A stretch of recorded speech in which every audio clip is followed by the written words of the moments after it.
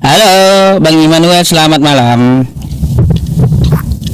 Selamat malam, Pak Ustaz. Malam. Iya, silakan dibuka kameranya.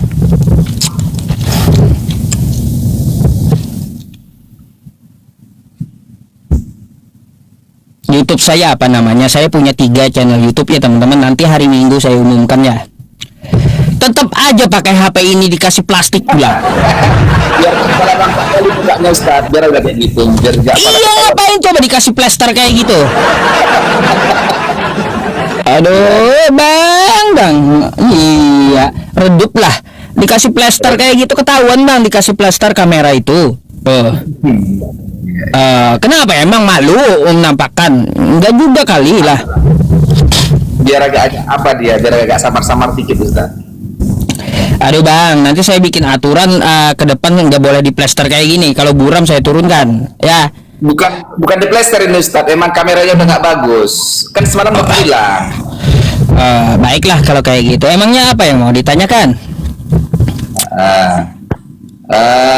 Mengenai judulnya Ustadz ini apa ini? Titelnya ini Kristen pembangkang Yesus. Kok bisa? Kenapa bisa? Apa dasarnya Ustaz? Kristen pembangkang Yesus tanda tanya. Mari kita cek. Kalau gitu ya, terbukti atau tidak, betul kan? Okay. Pertama bang, ya, Yesus menyuruh menyembah Allah di Lukas 4 nomor 8. Lalu Kristen menyembah apa? Kristen menyembah Yesus. Nah, kan beda dah. Kata Yesus, sembahlah Allah, hanya kepada Dia saja engkau berbakti. Lah kau sembah Yesusnya. Bang, kalau udah itu bang, ya udah baru 1 poin udah kena gitu. Nah, Yesus berkata sembahlah hanya kepada Tuhan Allahmu. Iya. Bola judol. Baik, thank you teman-teman. Blokir judol ya. Ustaz kan tahu bahwa Yesus itu kan adalah Allah bagi kami. Mana nggak ada pengakuan Yesus aku adalah Allah. Iya, kan kita kan berdasarkan daripada kitab suci masing-masing bahwa Yesus itu adalah kepenuhan jasmania Allah, kan begitu? Oh, di mana itu? Dia adalah Allah. Yesus adalah Allah tertulis di mana itu, Bang? Ngarang abang ini Iya, mana ayatnya? Yesus berkata, "Aku adalah Allah" itu di mana? Yesus nggak pernah mengatakan secara eksplisit bahwa dia adalah Allah. Berarti jangan mengada-ngada tentang Yesus.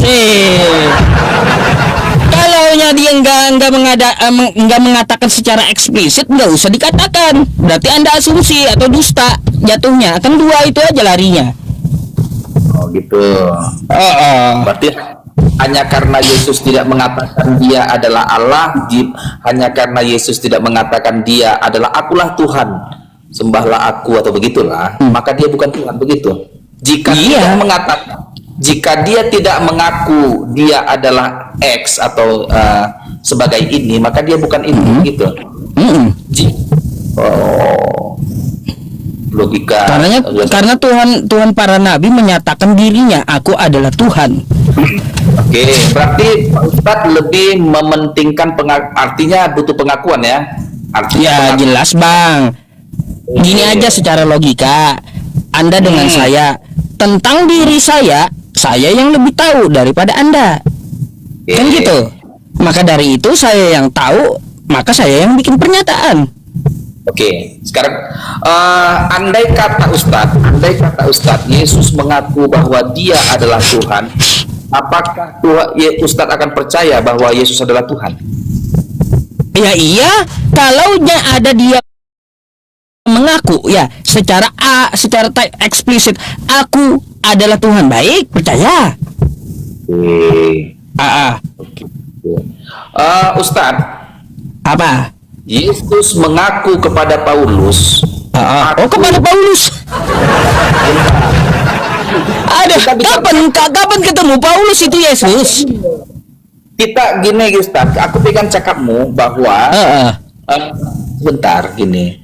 Karena Yesus tidak pengakuan itu penting untuk dijadikan kepercayaan. Kita yakin karena Yesus tidak mengaku dia Tuhan, pengakuan yang nggak ada maka dia nggak Tuhan. Oke lah, ada pengakuan Yesus ketika menampakkan diri kepada Paulus. Dia berkata begini, Paulus bertanya, siapakah engkau ketika perjalanan ke Damaskus? Yesus berkata, aku adalah Yesus yang engkau aniaya. Aku tanya ke Ustaz, apakah Ustaz percaya bahwa yang menampakkan diri kepada Paulus itu adalah Yesus? Enggak. Padahal Yesus mengaku dia adalah Yesus. Ustaz percaya enggak? Enggak. Tadi Ustaz kalau dia mengaku dia Tuhan, Ustaz percaya kalau dia Tuhan? Lah, dari waktu dia diutus ke muka bumi bentuk manusia, dia mengucapkan aku adalah Tuhan kepada sahabatnya, kepada murid-muridnya. Baru saya percaya. Kalau dia ketemu Yesus, Yesus ketemu Paulus, lalu ngaku cahaya itu aku adalah Yesus, nggak percaya saya. Kenapa saya nggak percaya? Silakan Anda buka Matius. Dulu Ustaz, kita bicara pengakuan. Di yang pertama, di statement Ustaz pertama, andai kata Yesus mengaku dia adalah Tuhan, mengaku ya, Yesus ini mengaku aku adalah Tuhan, Ustaz akan percaya. Tetapi Yesus mengatakan dia aku adalah Yesus yang kau aniaya, Ustaz juga nggak percaya juga kok. Nggak percaya? Andai juga nggak percaya Ustaz dia Yesus kan? Enggak, karena cuma bentuk cahaya. Oke. Karena bentuknya cahaya, bukan bentuk Yesus, bukan? Iya. Karena kita mengambil poin masalah pengakuan dulu. Andai kata dia mengaku, barulah aku percaya. Tetapi ketika Yesus mengakui dia adalah Yesus, toh juga kau juga nggak percaya juga, Ustaz? Ya, nggak percaya karena bukan Yesus yang ngomong, cahaya. Jadi gimana sih? Yang saya maksud itu Bang, kayak gini sama Anda ya, Bang Immanuel. Pengakuan Yesus ketika dia diutus berbentuk manusia, dia mengatakan aku adalah Tuhan. Kalau bentuk cahaya semua pun bisa gitu. Bisa ngaku-ngaku. Oke, gini Ustaz lagi. Aku mau kita pegang poin pengakuan Yesus. Apa yang diakui Yesus, apa yang dikatakan Yesus dalam kitab Matius, Markus, Lukas, dan Yohanes. Percayakah Ustaz dengan pernyataan Yesus yang diakui? Kalaunya pernyataan Yesus yang yang belum diubah-ubah ya saya percaya gitu. Kalau pernyataan Yesus yang belum diubah-ubah, Ustaz percaya ya. Tapi kalau pernyataan Yesus yang sudah diubah-ubah, Ustaz tidak percaya. Ngapain diubah-ubah pernyataan Yesus? Coba. Bentar. Dia itu kan banyak itu pernyataan Yesus di Alkitab itu. Dia kitab Matius, Markus, Lukas, Yohanes itu. Yang mana yang sudah diubah Ustaz, yang mana yang belum diubah-ubah? Oh, baik. Anda mau melihat yang sudah diubah? Yang mana yang sudah diubah? Baik. Nih, ya. Saya tunjukkan sama Anda yang diubah ya. Sabar ya teman-teman, saya tunjukkan satu aja dulu ya. Satu sebenarnya ratusan. Sabar ya teman-teman ya. Oke. Bang, nih mari ya. Kita lihat, nih lihat ke layar ya. Markus ya. Oke. 15 Markus 16 ya, 16 ya. Bab 16. Markus 16 ayat 1. Oke. Kita lihat ayatnya nih, ya. Ada berapa nih? Ada 8, betul? Ini Kodeks Sinaiticus ya. Ini rujukan Kristen dunia ya, Kristen dunia merujuk ke sini, kodeks tertua gitu. Nah, ini Markus 16 cuma 8 ayat. Coba sekarang kita lihat nih ya di Alkitab, oke? Kita cari Markus nih 16 nih. Ada berapa ayat? Berapa ayat itu? 20. Jadi siapa yang mengubah, siapa yang menambahi dari 9 sampai 20-nya?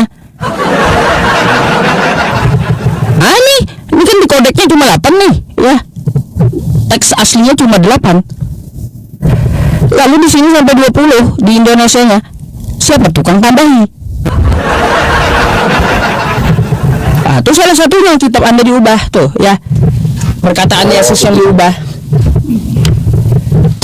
Masuk perkataannya itu bukan perkataan yang Yesus yang diubah, ada ayat yang mungkin tidak dimasukkan, bukan perkataan yang diubah.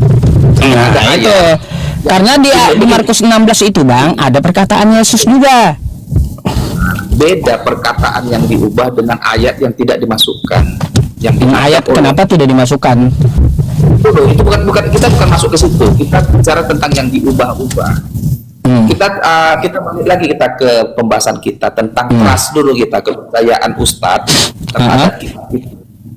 Apakah di satu sisi, di satu ayat ketika Yesus mengatakan sembahlah kepada hanya Tuhan Allahmu, sembahlah Tuhan Allahmu, Ustadz percaya betul jempol. Iya. Karena cocok dengan konsep Ustadz keislaman bahwa Allah itu Esa. Lihatlah, Yesus juga mengatakan Allah itu Esa. Kenapa kau menyembah 3 padahal Yesus nyuruh menyembah 1? Ustadz mengatakan ayat itu sah, benar, valid bagi ayat-ayat yang sinkron dengan ayatnya Ustadz, kan begitu nih ceritanya. Tetapi ayat-ayat yang tidak sinkron, Ustadz mengatakan itu palsu. Nggak boleh begitu seharusnya. Artinya jika Ustadz percaya pernyataan Yesus yang satu, maka Ustadz juga harus menerima pernyataan yang lain. Sekalian semua pernyataan Yesus itu diragukan, nggak terpakai semua Alkitab itu. Maka nggak bisa kita bawa debat. Aku kata gini. Oke, satu lagi. Ustadz mengatakan kalau ada pengakuan Yesus, Ustadz percaya. Di Markus 9 ayat 31.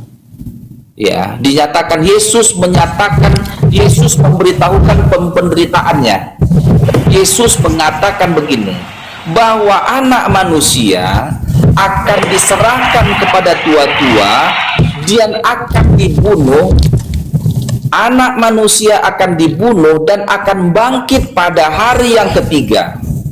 Itu pernyataan Yesus, direct speech. Percaya Ustaz itu? Pernyataan anak manusia akan diserahkan ke dalam tangan manusia dan mereka akan membunuh dia, ya, anak manusia. Oke. Terus dan dia akan bangkit pada hari yang ketiga. Terus percaya Ustaz itu? Dari mana kau percaya Bentar dulu itu? Saya mau tanya, dari mana Anda dapat mengetahui ini adalah perkataan Yesus? Tapi kan itu pernyataan Yesus itu. Dari mana Anda tahu? Itu dulu saya tanya. Tapi gini juga, dari mana Ustaz tahu itu pernyataan Yesus bahwa sembahlah Tuhan Allahmu itu? Saya ada tolak ukurnya. Kan gitu. Kalau sembahlah Allah, kepada Dia saja engkau berbakti. Saya punya tolak ukurnya. Apa? Yaitu Al-Quran saya. Tolak ukurnya dari Al-Quran saya. Ya, benarkah Yesus atau Nabi Isa di zaman dulu menyuruh menyembah Allah? Saya akan cari di Al-Quran saya tolak ukurnya. Oh, ternyata di dalam Quran surah Maryam ayat 36, Yesus menyuruh menyembah Allah. Innallaha rabbi wa rabbukum fa'buduh hadza shiratum mustaqim. Sesungguhnya Allah adalah Tuhanku dan Tuhanmu, maka sembahlah Dia.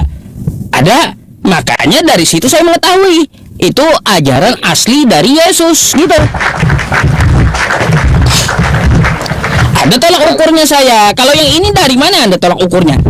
Mengetahui ucapan ini betul ucapan Yesus. Berarti gini Ustaz, Al-Quran, kan begitu? Iya betul, karena Al-Quran seperti apa? Al-Quran itu Bang ya adalah kitab hukum dan kitab verifikasi. Oke.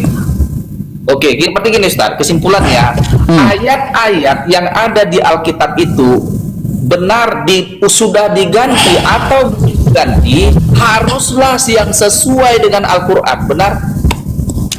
Bukan masalah ayat Alkitabnya, bukan keseluruhan ayat dari yang diajarkan oleh Yesus. Kalau kami nggak peduli bang, yang tulisan Paulus, tulisan Yohanes, tulisan Matius, kami nggak peduli itu.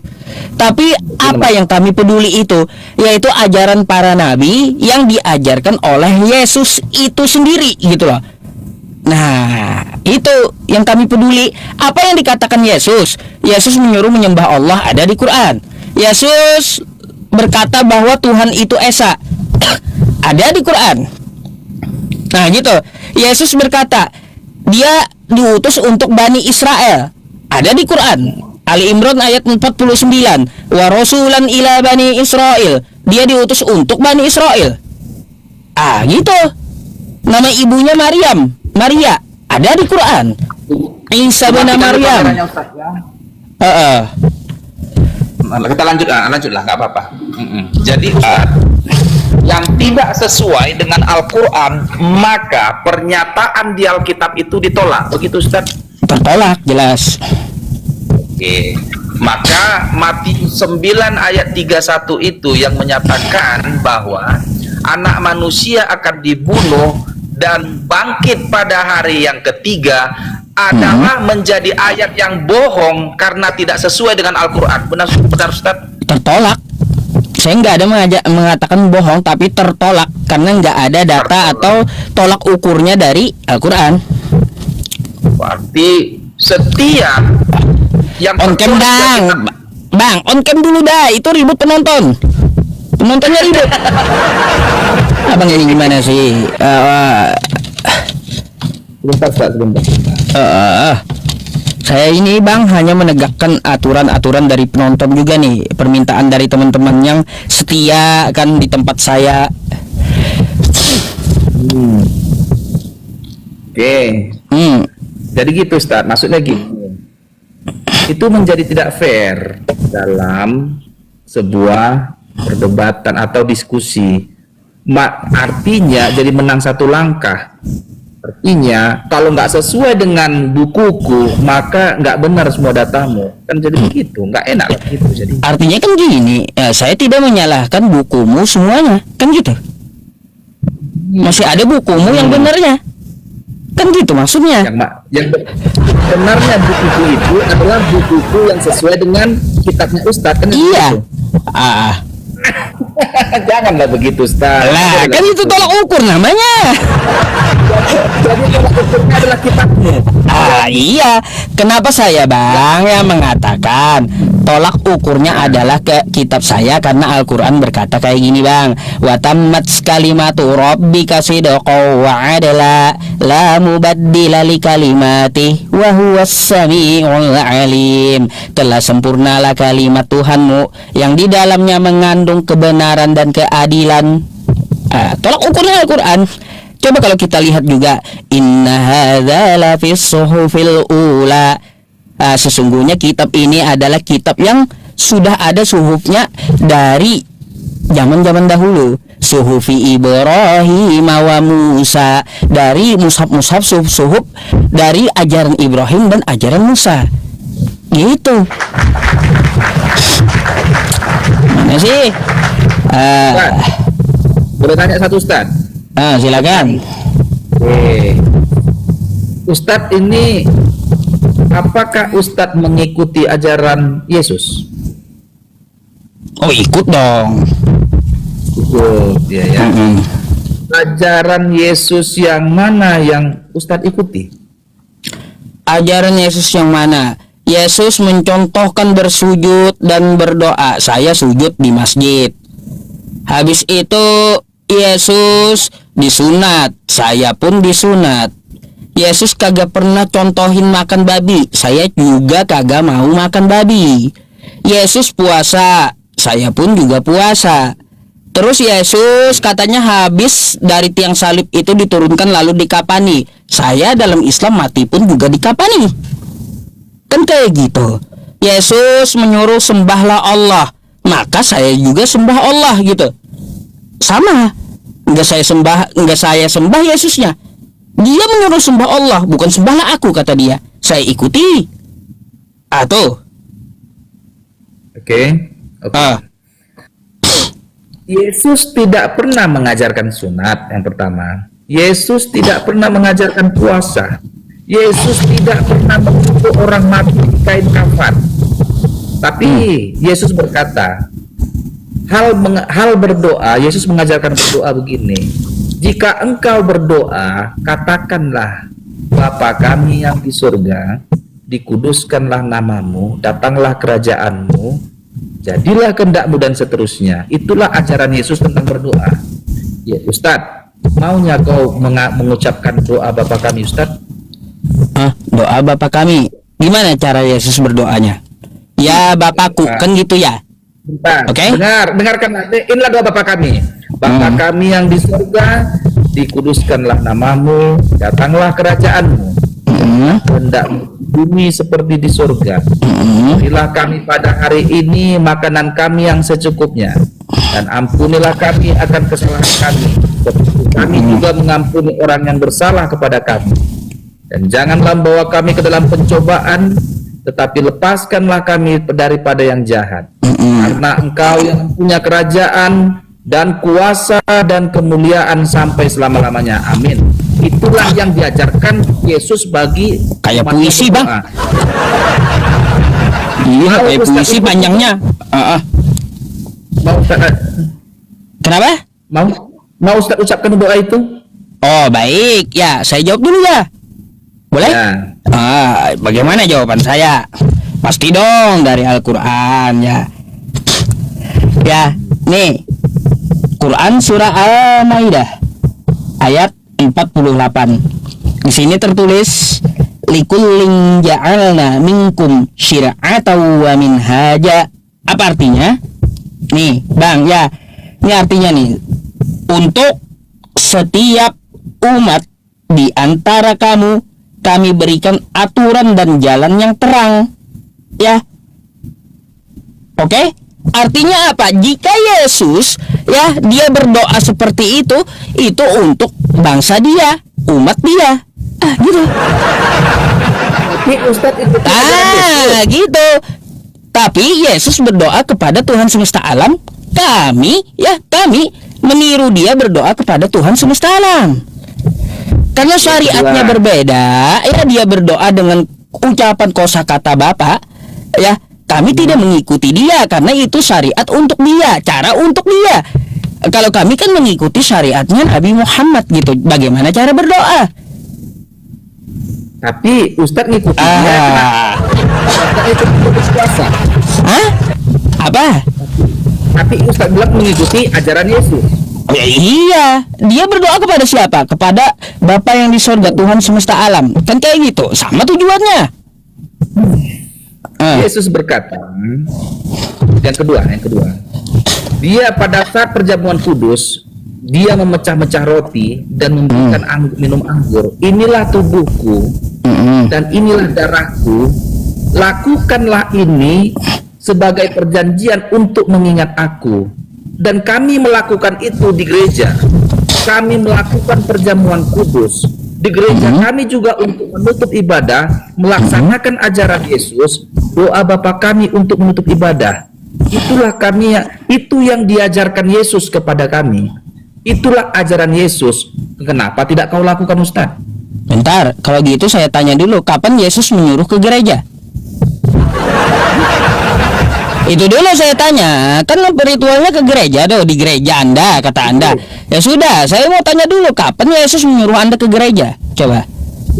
Itu udah satu-satu dulu, Ustaz. Ya itu dulu, sebelum saya masuk ke pertanyaan Anda di intinya, ya persembahan tadi darah dan anggur apa kata Anda tadi kan? Saya mau tanya dulu, kapan Yesusnya menyuruh ke gereja dulu? Yesus tidak pernah spesifik mengatakan pergilah ke gereja, nggak ada. Berarti nggak usah dilakukan, Bang. Kata Anda di gereja, Yesus kalau Yesus kagak pernah nyuruh ke gereja, ngapain diikutin? Ngapain ke gereja?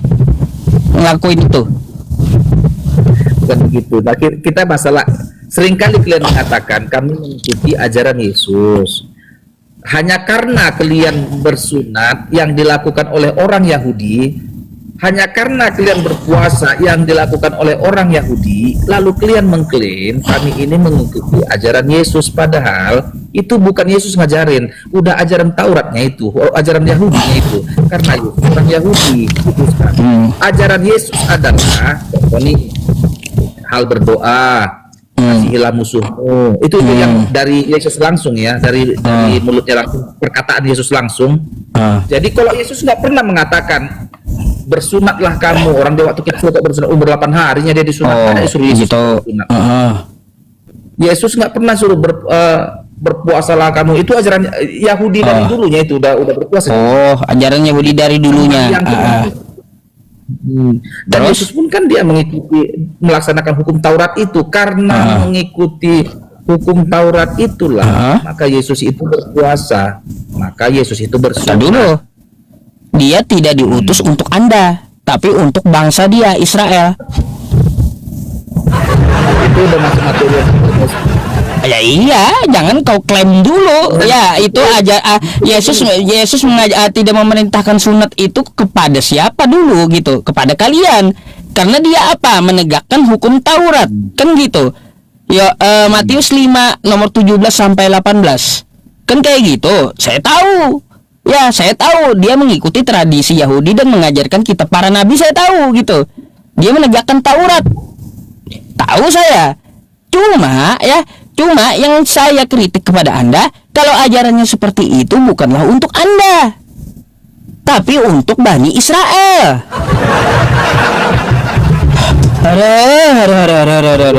Abang. Macam mana Bang Immanuel ini? Jadi gini, Ustaz, Yesus itu adalah kamilah umatnya, kami yang mengikuti Yesus, bukan Ustaz. Kebetulan apa yang Anda ikuti? Ajarannya. Coba saya mau ini dulu dah ya. Saya mau ambil satu-satu ya dari tolak ukur saya tadi ya Bang ya. Yesus sunat, Anda sunat nggak? Yesus tidak mengajarkan sunat. Udah satu lepas. Iya. Aduh, macam mana teman-teman? Baru pertanyaan siapa? Nih, abang baca dulu kitab abang ya. Dah, kalau gitu nih. Ini Alkitab ya. 1 Yohanes 2 nomor 6 ya. Oke. Barang siapa mengatakan bahwa ia di dalam dia, ia wajib hidup sama seperti Kristus telah hidup. Oke? Anda percaya dengan Yesus, Anda harus wajib hidup sama seperti Kristus telah hidup. Gimana hidupnya Kristus? Dia sunat, ya sunat. Cerita dia sunat, ya sunat. Kemalah kok kagak sunat, udah membangkang. Aduh. Apa? Ustaz salah menafsirkan kitab orang Kristen. Jadi yang dimaksudkan di situ ayat itu adalah jika aku hidup di dalam Kristus, maka aku harus sama seperti Kristus. Maksud sama ini kemana arahnya? Sama itu adalah untuk hidup kudus, sama seperti Yesus hidup kudus, hidup dalam kebenaran. Bukanlah berarti mengikuti ibadah lahiriah begitu, sunat. Bang, ini coba baca ayat selanjutnya, jangan ngaco kau. Sekarang begini Ustaz. Nih, selanjutnya, bentar. Saudara-saudara yang kekasih, bukankah perintah baru yang kutuliskan kepada kamu, bukanlah perintah baru yang kutuliskan kepadamu, ya, melainkan perintah lama yang telah ada pada dari mulanya. Perintah lama itu ialah firman yang telah kamu dengar. Tuh. Kalau perintahnya ya dari kitabnya Nabi Musa, Yesus mengikuti, kerjakan seperti Yesus, sunat. Ngeles aja kau ini. Nah, macam mana? Hukum Taurat itu itu sudah selesai, tidak lagi menjadi kerangka acuan. Udah, hukum Taurat sudah selesai, tidak lagi. Dari mana selesai? Selama langit dan bumi ada, satu iota pun, ya, hukum Taurat itu tidak dapat ditiadakan. Itu kata Yesus. Apanya yang selesai? Bang, membantah lagi Anda dengan Yesus. Kata Yesus, selama langit dan bumi ini ada, satu iota pun, satu titik pun dari hukum Taurat tidak dapat ditiadakan. Dari mana selesainya? Aduh. Bantah teruslah kitab kau, Bang. Ya. Bantah aja Yesus kau tuh. Bukan berarti begini, begini. Di setiap hari Minggu kami di gereja pun kami selalu memperdengarkan 10 titah Tuhan. Akulah Tuhan Allahmu, seru Tuhan kita, tidak boleh ada Allah lain kecuali aku. Itu dinyatakan, itu dibacakan. Di mana di perjanjian baru dipelihara nggak? Kami memelihara itu. Mana ada di perjanjian baru di kitab Kristen? Ustadz, kami di gereja setiap hari Minggu dibacakan itu di gereja. Artinya itu dibacakan. Akulah Tuhan Allah. Tidak boleh ada Allah lain kecuali aku. Nih, bacakan itu Tauratnya itu. Yang kedua, Tauratnya. Jangan perbuat bagimu patung. Yang kedua ya, jangan perbuat bagimu patung yang menyerupai apapun yang ada di langit, di bumi, atau yang ada di dalam air untuk disembah. Tapi di gereja ada patung Yesus tuh.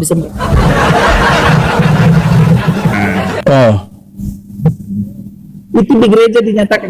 Sebentar. Yang ketiga, ya, ingat dan yang ketiga, ingat dan yang keempat, ingat dan sucikanlah hari yang dikuduskan, hari Sabat. Yang kelima, hormatilah ayah dan ibumu agar lanjut umurmu di bumi yang diberikan Tuhan Allah kepadamu. Hukum Taurat itu. Yang keenam, jangan membunuh.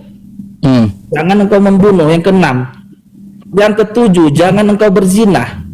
Yang kedelapan, jangan engkau mencuri. Yang kesembilan, jangan engkau bersaksi dusta. Yang kesepuluh, jangan engkau mengingini harta sesamamu, atau istrinya, atau anaknya laki-laki, atau anaknya perempuan, atau ternaknya, atau hambanya, atau apa saja yang ada di yang kepunyaannya. Jelas kami, hukum Taurat dibacakan dan masih kami dengar. Tetapi ada hukum Taurat yang memang dia secara seremonial, pembakaran, contohnya ini pengorbanan anak domba, sembelih merpati, itu nggak lagi sebagai pengampunan dosa. Tadi yang 10 tadi kalian masih kerjakan tuh. Kerjakan. Di mana perjanjian barunya? Dipelihara 10 hukum Taurat. Di mana? Itu kan perjanjian lama, kata Anda. Perjanjian barunya di mana? Jadi pilihan ini memakan itu salah, Bang. Ayat-ayat yang Anda sebutkan 10 tadi malah ada di Al-Quran saya semuanya. Nanti kau ngambil. Enggak, ada di Al-Quran saya semuanya. Mana? Apa sebutin? Ya. Tunjukkanlah satu paket dia itu, Mas. Iya, bentar, sebutin apa ayatnya. Poinnya tadi apa? Akulah Tuhan Allahmu, seru Tuhan kita. Ini hukum Taurat 10 Tuhan. Tidak boleh ada Allah lain kecuali aku. Di mana di Al-Quran? An-Nisa 48. Innallaha la yaghfiru ayyushraka bihi wa yaghfiru ma duna dzalika liman yasha. Allah mengampuni seluruh dosa dan Dia tidak mengampuni dosa syirik. Gak boleh ada Allah lain di hadapan Dia. Iya, gak boleh ada Allah lain di hadapan Dia. Gak boleh syirik. Oke, apa lagi? Jangan perbuat bagimu patung yang menyerupai apapun, baik yang ada di langit atau yang ada di bumi atau yang ada di dalam air, untuk disembah atau bertakwa kepadanya. Mana di Al-Quran?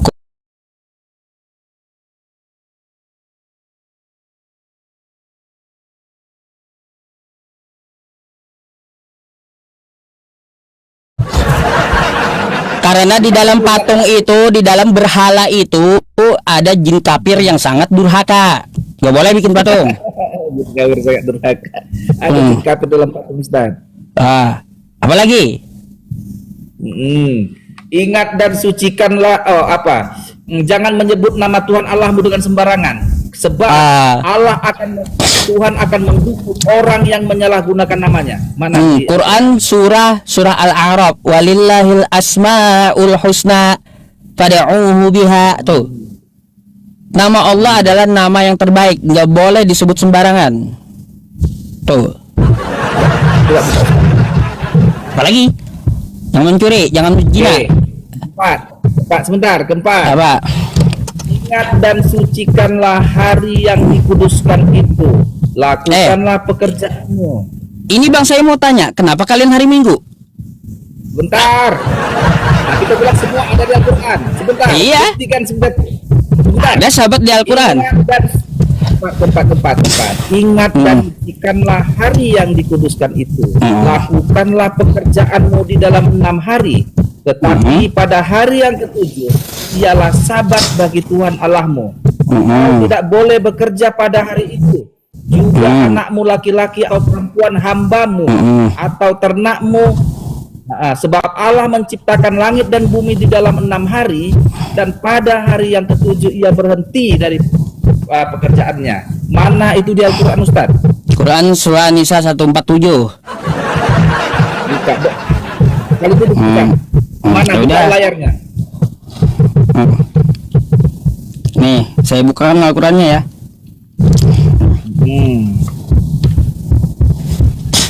Disuruh istirahat pada hari Sabat. Ya, istirahat pada hari Sabat. Ya, baik. Nih, ada yang sampai 7 ya. Sebelum 48 tadi. Sabar ya, Bang ya.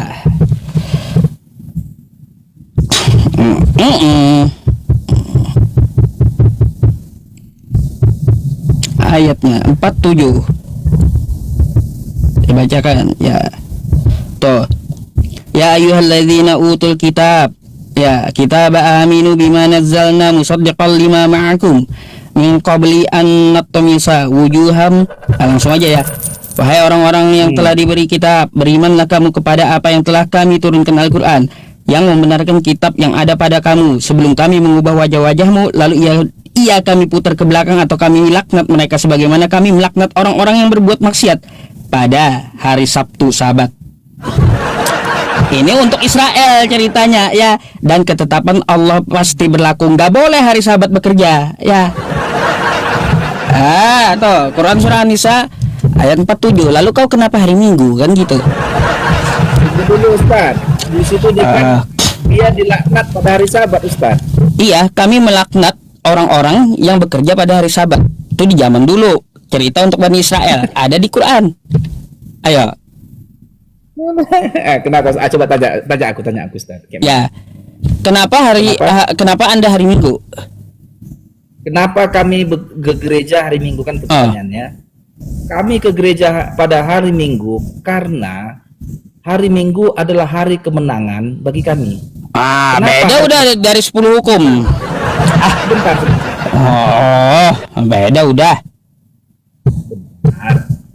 Kenapa hari Minggu? Karena Yesus bangkit dari kematian pada hari Minggu pagi-pagi benar dia. Dia bangkit pada hari Minggu. Hari kemenangan kebangkitan itu kami dijadikan sebagai hari ibadah bagi kami. Oke, tinggal Anda. Adalah hari Jumat. Itu penjelasan Anda, kita hargai. Apalagi poinnya? Jadi hari Jumat itu Ustadz, hari kematian Yesus itu Jumat Agung. Jadi kami berpakaian pada Jumat Agung itu hari kematiannya. Kami berduka pada hari itu. Poin lanjutannya apa lagi, Bang? Ya itulah jawabannya. Kan ya itu jawaban Anda, saya udah dengar. Poin lanjutan 10 poin tadi apa? Lanjutan. Nomor yang kelima. Hormatilah ayah dan ibumu agar lanjut umurmu di bumi yang diberikan Tuhan Allah kepadamu. Di mana Quran itu? Surah Luqman ayat 15 sampai 16. Tuh. Wa wasainal insana biwalidayhi Aku perintahkan kepada manusia, kami perintahkan kepada manusia untuk berbakti kepada kedua orang tuanya. Begini Ustaz. Apa ada semua kan kata saya. Di perjanjian baru mana? Perjanjian baru mana kayak gitu? Sebentar Ustaz, sebentar. Apakah ayat-ayat yang Ustaz bacakan itu merupakan perintah hukum Taurat yang tertulis di Al-Quran? Iya, Allah menetapkan bagi Bani Israel itu apa saja, semua dicantumkan di dalam Quran. Inna hadza la fis suhufil ula. Kitab ini, Al-Quran ini sudah tercatat ya pada suhuf-suhuf sebelumnya. Suhufi Ibrahim wa Musa. Dari suhuf Ibrahim, ajaran Ibrahim dan ajaran Nabi Musa. Hei. Apakah Ustaz melaksanakan atau mengikuti hukum Taurat? Lah, buktinya ada di Al-Quran kami, jadi perintah. Nah, apakah Ustadz mengikuti hukum Taurat Musa? Nah, jelas Bang, kami sampai sekarang ya, jangan apa tadi, berbakti kepada orang tua. Masih di Islam ada, disuruh. Di mana, apakah di Al-Quran konkret tertulis, ikutilah perintah hukum Taurat? Oh, kalaunya untuk saya ya, untuk global tidak ada perintah mengikuti 10 hukum Yahudi, enggak. Sudah dibilang tadi ya, syariatnya pada zaman itu saja. Setiap masanya Allah mengutus Rasulnya memakai syariat masing-masing. Ternyata ada juga 10 hukum itu tercantum di dalam Al-Quran yang disyariatkan kepada kami gitu. Tetapi bukan hukum Taurat yang di Musa itu. Ya, hukum Taurat Nabi Musa tuh yang diajarkan Allah kepada Nabi Musa juga diajarkan kepada kami gitu. Ya, gini Ustaz. Hanya kebetulan saja ada yang mirip-mirip dengan ayat. Bukan kebetulan. Karena Tuhannya para nabi itu wa ilahukum ilahu wahid. Tuhan yang satu. Gimana sih? Bukan kebetulan. Tuhannya Nabi Musa ya sama Tuhannya Nabi Muhammad sama. Mana sama? Sama. Mana sama? Sama. Tuhannya Nabi Muhammad kan Allah, bahasa Arab. Iya. Tuhannya Nabi Musa, terserah mereka nyebut apa. Sebentar. Musa itu orang Ibrani dan berbahasa Ibrani dan di kitab orang Ibrani tidak pernah ada kata Allah. Apakah Terus? ada karena Allah ini nama proper name pribadi, nama Tuhan langsung, bukanlah jabatan. Maka andai pun Tuhannya Musa memperkenalkan diri kepada Musa, pastilah dia berkata aku adalah Allah. Tetapi di kitab orang Yahudi, Tuhannya Nabi Musa ini tidak pernah berkata bahwa dia adalah Allah. Baik. Nih, saya kasih ayat ya, satu.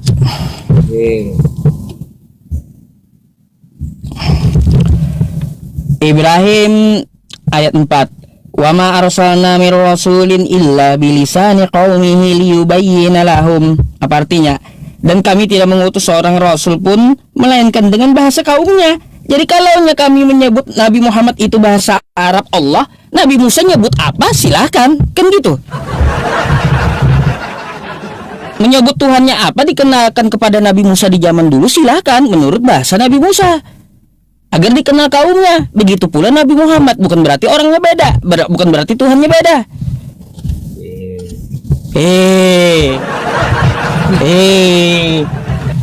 Apalagi poinnya dah, selesaikan. Kalau Ustadz mengatakan bahwa Tuhannya Nabi Muhammad dengan Tuhannya Nabi Musa, Tuhannya Muhammad dan Tuhannya Musa adalah Tuhan yang sama, maka perlu uji. Apa diuji? Apa diuji? Tuhannya atau Tuhannya Nabi Musa ini kan Tuhannya orang Yahudinya ini. Terus? Ya kan? Tuhannya orang Yahudi ini pernah berbicara langsung sama Musa melalui tiang api.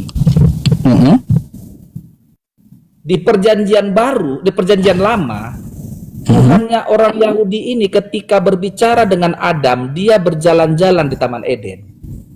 Oh, jalan-jalan Tuhan. Tuhan jalan-jalan. Wah, inilah ya kalian Tuhan jalan-jalan ya. Ini Yahudi juga mujasimah masalahnya. Bentar. Di kitab itu ketika Adam jatuh dalam dosa, dia malu, lalu dia mendengar langkah Tuhan, langkah kaki Tuhan di Taman Eden. Ketika itu Tuhan berkata, Adam, Adam, di manakah engkau? Kata Tuhan, ngomong ini Tuhan ini. Kok Tuhannya nggak tahu? Tuhan macam apa itu nggak tahu? Tetapi sama Tuhan Ustaz dengan Tuhan orang Yahudi. Beda udah, beda. Makanya Beda, Allah itu maha tahu ya. Tiba-tiba kenapa Tuhan kau kagak tahu itu? Ustaz, karena Ustaz yang mengatakan Tuhannya orang Islam adalah Tuhan yang sama dengan Tuhannya orang Yahudi, maka perlu uji. Nanti Ustadz akan berkata sendiri bahwa oh enggaklah beda dengan Tuhan kami, karena Tuhan kami laisa kami selain, tidak bisa diserupakan kan gitu kan. Nggak ngomong sama siapa-siapa. Tuhannya orang Yahudi itu Ustadz ada jalan langkahnya, lalu ada mendengar langkah kaki Tuhan di Taman Eden, dan Tuhan itu ngomong langsung sama Adam. Katanya seperti ini, dialog dua arah ini, berdialog ini Tuhan dengan nggak sama. Saya sering mengatakan kayak gini Bang, Allah itu walam yakul lahu kufuwan ahad, tidak ada yang setara dengan dirinya. Kalau Yahudi mau menyamakan kepada kami, ya silahkan. Tuhan kami sama dengan Islam, kata Yahudi. Kan kayak gitu. Jadi bentar. Kalau Allah Subhanahu wa Ta'ala itu adalah Tuhannya para nabi. Dah tuh. Makanya aku bilang. Jangan bilang kalau gini, kalau tapak batis berjalan-jalan terdengar tapaknya, ya kami memahami masalah kaki yang berjalan bertapak itu bukanlah Tuhan, itu makhluk ciptaan. Sebelum Ustaz menjawab, aku kasih sebuah contoh, Ustaz jadi bingung karena Tuhannya orang Yahudi itu ketika di perjanjian lama Adam jatuh ke dalam dosa, Adam mendengar langkah kaki Tuhan. Oh, mendengar langkah kaki. Terus? Betul. Lalu Adam ketakutan, dia bersembunyi, dan Tuhan berkata, Adam, ngomong ini Tuhan ini langsung sama Adam ini. Di manakah engkau? Katanya. Adam menjawab. Nah, bukan Tuhan saya itu kayak gitu. Makanya aku bilang berarti Tuhan bukan Tuhan saya, Tuhan karangan Kristen itu. Tuhan karangan Kristen. Bukan Tuhannya Adam juga. Tuhannya Adam kok jalan-jalan. Tuhan jalan-jalan. Tuhan macam apa jalan-jalan? Terus dia mencari Adam. Hai Adam, di manakah kamu? Kok nggak tahu Tuhan? Tuhan nggak tahu macam apa itu? Itu karangan bebas terjemahan kalian itu terhadap kitab Yahudi. Sama orang Yahudi. Orang Yahudi enggak. Kalau orang Yahudi Bang ya, Tuhan itu dia tidak sama dengan makhluk. Sama tuh. Iya. Sekarang ku tanya Ustadz dulu. Apakah ayat di Kejadian itu adalah ayat tidak diakui orang Yahudi bahwa ada dialog dua arah antara Allah dengan Adam berbicara? Antara Allah dengan Adam berbicara? Iya, ngomong. Ngomong pakai apa? Langsung tatap muka atau gimana penjelasannya? Adam bersembunyi, lalu Tuhan membuat bajunya melalui kulit hewan dikenakannya kepada Adam karena Adam merasa malu. Datanya di mana itu? Tahu Ustadz itu? Kalaunya masalah jalan-jalan, Tuhan jalan-jalan itu ada di Kejadian 3:18 kan gitu? Ya. Ada kan? Ada. Tuhan berjalan-jalan, bukan Tuhan kami itu. Itu terjemahanmu, Tuhan berjalan-jalan kayak gini. Ini terjemahan Kristen. Kalau terjemahan Yahudi beda ini.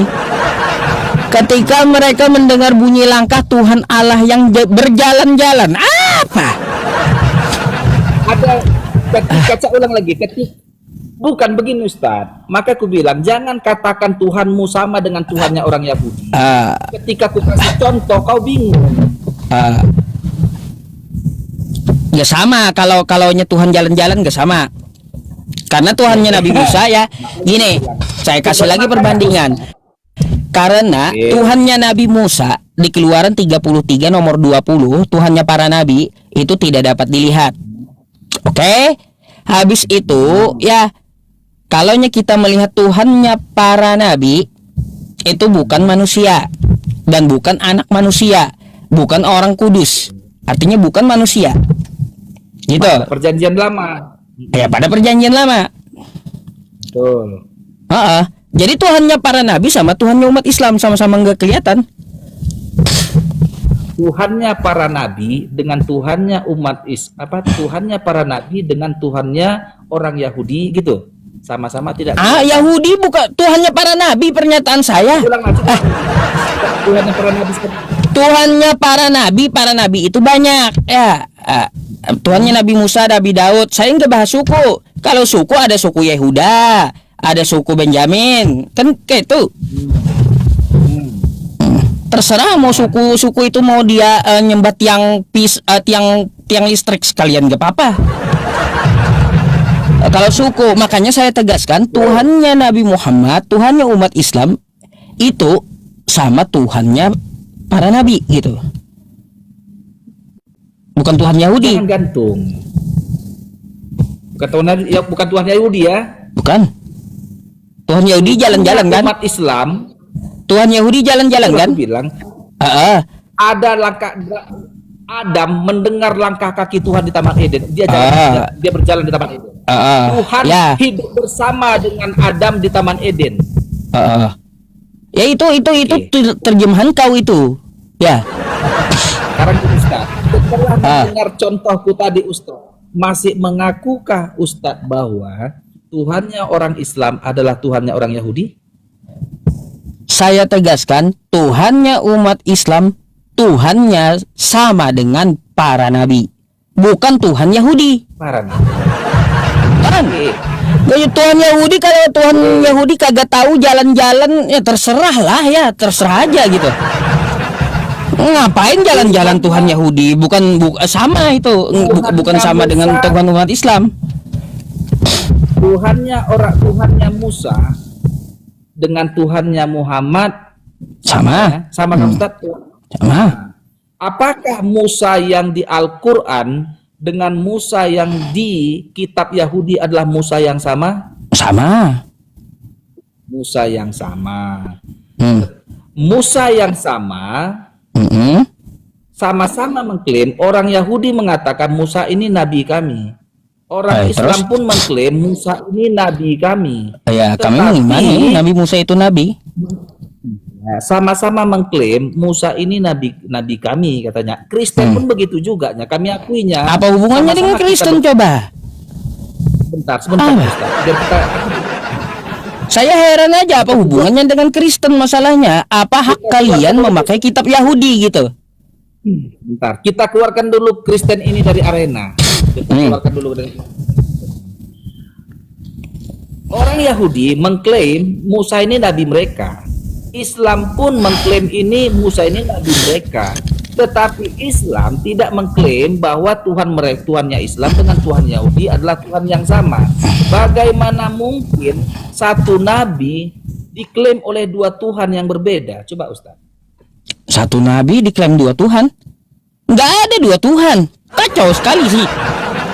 Bukan. Kok kau kacau kali bang? Nggak ada dua Tuhan. Tapi Tuhannya gini, berarti samalah Tuhan Islam dengan Tuhan Yahudi. Lah, Tuhan Yahudi kayak gimana? Kalau jalan-jalan bukan.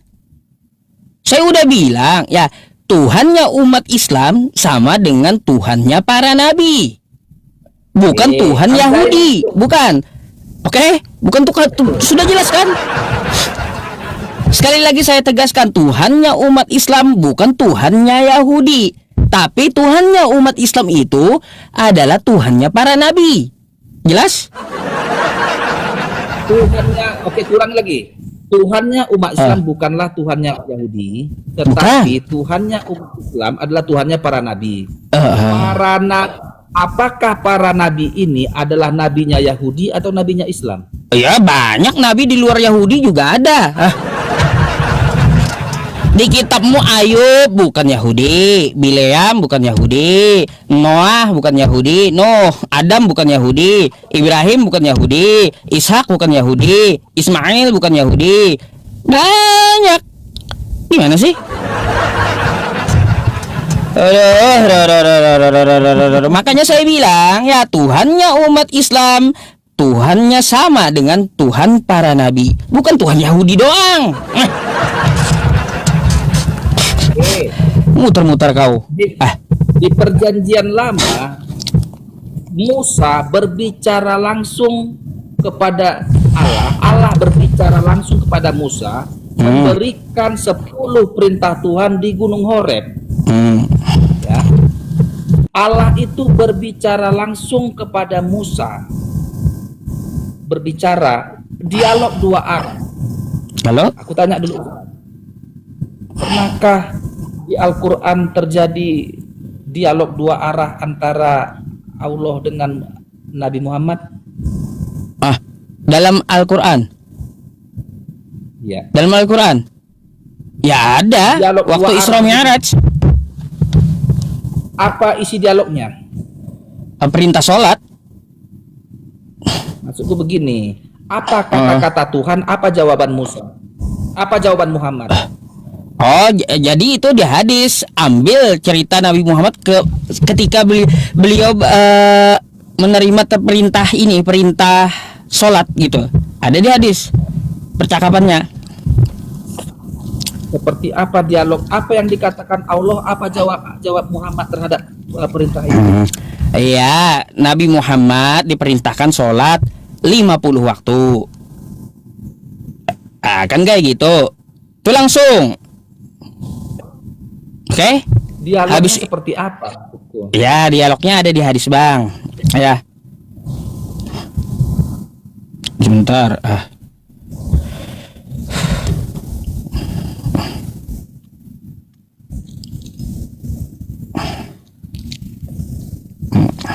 Biar berdata ya. Iya. Nih. Sabar ya, teman-teman. Ini dapat ilmu ya. Nih ya. Percakapan Nabi Muhammad dengan Allah ya. Nih ya. Dialognya kayak gini. Sumbernya dari Nih. Ini Anda bisa buka juga di NU Online atau NU Lampungnya. Nih. Ini awalnya, Bang ya. At-tahiyatul mubarakatuh sholawatut thayyibatu lillah. Lalu salam sejahtera yang penuh barokah dan salam sejahtera yang amat baik adalah milik Allah. Lalu dijawab Allah ya. Lalu Allah kemudian menjawab. Ini kejadian Isra Mi'raj ya.